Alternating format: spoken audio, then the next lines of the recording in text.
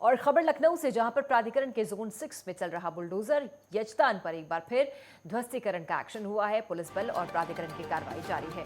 नजूल की जमीन पर बना है अवैध अपार्टमेंट, जिस पर एक्शन प्रशासन का। पुलिस बल और इस समय प्राधिकरण का अमला मौके पर मौजूद है। नजूल की जमीन पर अवैध अपार्टमेंट बना हुआ है, उसको ध्वस्त किया गया है। जोन 6 में बुलडोजर की कार्रवाई। जो अवैध अतिक्रमण है उनको धाराशाही कर रहा है प्रशासन। और आज जोन 6 में जो अवैध अपार्टमेंट बना है उस पर प्रशासन का एक्शन। यजदान पर एक बार फिर ध्वस्तीकरण की कार्रवाई। पुलिस बल और प्राधिकरण का एक्शन।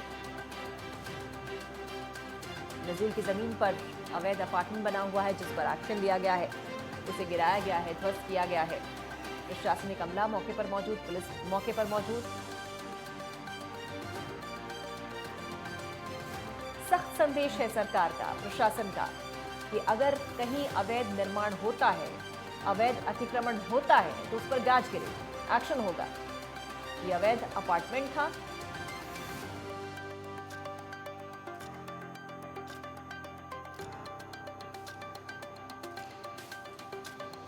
नजूल की जमीन पर अवैध अपार्टमेंट को गिराया गया।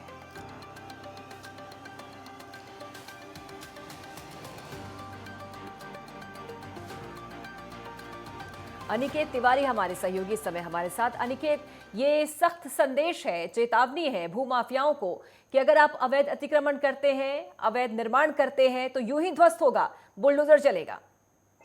बिल्कुल। देखिए पूजा, अगर बात की जाए इस यजदान बिल्डर की, तो 2016 से इसकी नींव रखी गई थी। हालांकि तब उत्तर प्रदेश में समाजवादी पार्टी की सरकार थी। हालांकि प्रदेश के मुख्यमंत्री योगी आदित्यनाथ के कड़े रुख के बाद अब कहीं ना कहीं जो ऐसे लोग हैं जो सरकारी संपत्तियों पर जो कब्जा कर रहे हैं, उन पर कहीं ना कहीं कार्रवाइयों का जो दौर है वो तेज होता हुआ नजर आ रहा है। अगर यजदान की अगर बात की जाए पूजा, तो 2016 में इसको पहला नोटिस जारी किया गया था। जो तत्कालीन जो यहाँ पर विहित प्राधिकारी ऋतु सुहास थी, उन्होंने 2016 में इसको नोटिस जरूर जारी किया था काम रुकवाने के लिए। धारा 27 जो नोटिस था वो जरूर सर्व किया गया था, लेकिन उसके बावजूद भी जो कार्रवाई थी वो मौके पर नहीं रोकी गई। और उसका फलसफा ये रहा पूजा कि 2016 से लेकर आज 2022 हो चुका है और पूरी तरह से उस अपार्टमेंट का निर्माण किया जा चुका था। हालांकि इस पूरे मामले पर जब लखनऊ विकास प्राधिकरण को जब संज्ञान में आया कि वो जिस जमीन पर उसका अपार्टमेंट को बनाया गया है, तो वो पता चला कि वो जमीन लखनऊ विकास प्राधिकरण के नजूल विभाग की है। इतना ही नहीं, बल्कि जो मानचित्र स्वीकृत कराया गया था, वो उस मानचित्र में भी कई ऐसे डेविएशन थे जो मानकों को पर खड़े नहीं उतर रहे थे। तो लगातार जो कार्रवाई का दौर था वो जरूर देखने को मिल रहा था, लेकिन मौके पर जो कार्रवाई थी वो जरूर शिथिल थी। लेकिन अब जब लखनऊ विकास प्राधिकरण जागा है, तो अब जाकर उस यजदान बिल्डर पर कार्रवाई हो रही है, उस अपार्टमेंट को गिराया जा रहा है। आज से 1 महीने पहले नवंबर में भी कार्रवाई जरूर शुरू हुई थी, लेकिन जो आवंटी थे उन्होंने कोर्ट में अपील की थी उस अपार्टमेंट को ना गिराने की। हालांकि इस पूरे मामले पर स्टे निरस्त हुआ, शासन तक बात गई, शासन में पूरे मामले की सुनवाई हुई और उसके बाद ये फैसला लिया गया कि उस अपार्टमेंट को पूरी तरह से ध्वस्त किया जाएगा। तो अब लखनऊ विकास प्राधिकरण की टीम की तरफ से पुलिस बल के सहयोग से उस अपार्टमेंट को पूजा गिराया जा रहा है। जाहिर सी बात है, जब एक्शन होता है प्रशासन का, सरकार का एक्शन होता है, तो हड़कंप और दहशत का माहौल होता है। ये बताइए अनिकेत, किस तरह का वहां पर माहौल है, किस तरह की हलचल है? क्योंकि जब पीला बुलडोजर पहुंचता है किसी ऐसे इलाके में, तो लोग सोचते तो जरूर होंगे कि एक बार फिर से एक्शन मोड में है प्रशासन। बिल्कुल। देखिए पूजा, अगर बात की जाए बुलडोजर, पिछले माह भी बुलडोजर उस बिल्डिंग पर पहुंचा था गिराने के लिए, लेकिन जो आवंटियों ने उसमें जो फ्लैट लिए थे, उस अपार्टमेंट में 40 फ्लैट बने हुए हैं और लगभग 36 लोग उस अपार्टमेंट में अपने अपने फ्लैट ले चुके थे।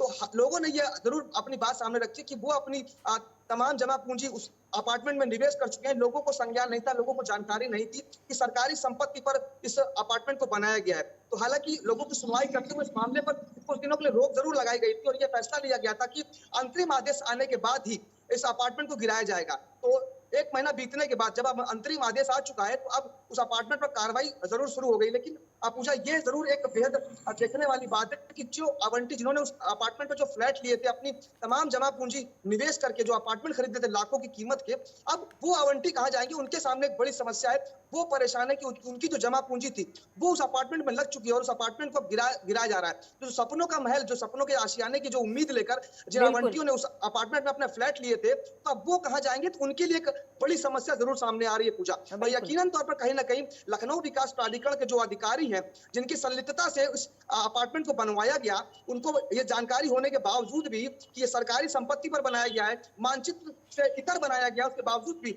आखिर क्यों लखनऊ विकास प्राधिकरण की तरफ से कोई कार्रवाई समय रहते नहीं की गई?